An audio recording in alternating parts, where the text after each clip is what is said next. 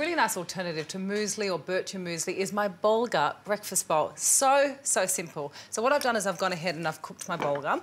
You cook it exactly like you would rice or quinoa, so it's 1 part bulgur to 2 parts water. Bring it up to the boil, take it down to a simmer. It takes about 12 to 15 minutes max.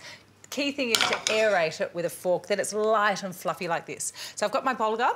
I'm going to put some blueberries. Beautiful high antioxidant blueberries. Love this. I've got some pomegranates. A pomegranate's going to make a real mess here.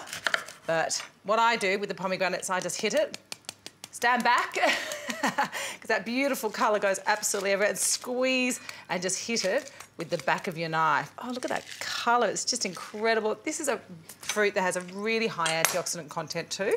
I've got some apple.